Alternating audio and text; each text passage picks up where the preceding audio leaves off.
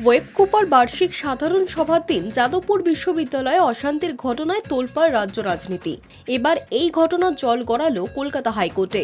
বিচারপতি তীর্থঙ্কর ঘোষের এজলাসে মামলা দায়ের করা হয়েছে। মঙ্গলবার এই মামলা শুনানির সম্ভাবনা। মামলাকারী দাবি, যাদবপুর বিশ্ববিদ্যালয়ে অশান্তির ঘটনায় পুলিশ নিষ্ক্রিয়। অশান্তির ঘটনায় এখনো পর্যন্ত মোট 7টি এফআইআর দায়ের হয়েছে। তার মধ্যে 2টি করেছে পুলিশ, বাকি 5টি এফআইআর তৃণমূলের তরফ থেকে করা হয়েছে। মামলাকারীর অভিযোগ, বাম ছাত্রদের কোনো অভিযোগই জমাই নেয়নি পুলিশ, অথচ তাদের মেসগুলিতে তল্লাশির নামে হেনস্থা করা হচ্ছে, অযথা আতঙ্ক ছড়ানো হচ্ছে। এই মর্মে কলকাতা হাইকোর্টের দৃষ্টি আকর্ষণ করা হয়েছে। বিচারপতি তীর্থঙ্কর ঘোষের এজলাসে মামলা দায়ের করা হয়েছে। উল্লেখ্য, গত শনিবার যাদবপুর বিশ্ববিদ্যালয়ে ওয়েবকুপার বার্ষিক সাধারণ সভা ছিল। অভিযোগ, ওই দিন সকাল থেকে বিশ্ববিদ্যালয় চত্বরে অশান্তি তৈরির চেষ্টা শুরু করে বাম ছাত্ররা।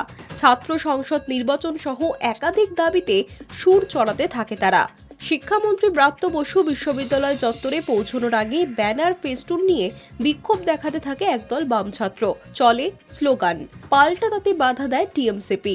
দুপক্ষের হাতাহাতি ধস্তাধস্তি শুরু হয়। তারই মাঝে শুরু হয় ওয়েবকুপার বার্ষিক সাধারণ সভা। আচমকাই সভাস্থলে পৌঁছে যান বিক্ষোভকারীরা।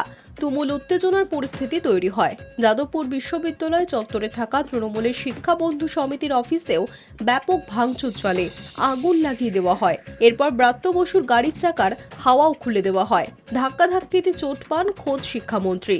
এসএসকেএম হাসপাতালে প্রাথমিক চিকিৎসাও হয়েছে তার। বর্তমানে আগের থেকে বেশ কিছুটা সুস্থ রয়েছেন শিক্ষামন্ত্রী।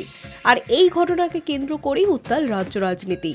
সোমবার রাজ্যের প্রত্যেকটি বিশ্ববিদ্যালয়ে ধর্মঘটের ডাক দিয়েছে এসএফআই। তার জেরে কোচবিহার, শিলিগুড়ি, মেদিনীপুরে দফায় দফায় অশান্তির সেই ছবি ধরা পড়ছে।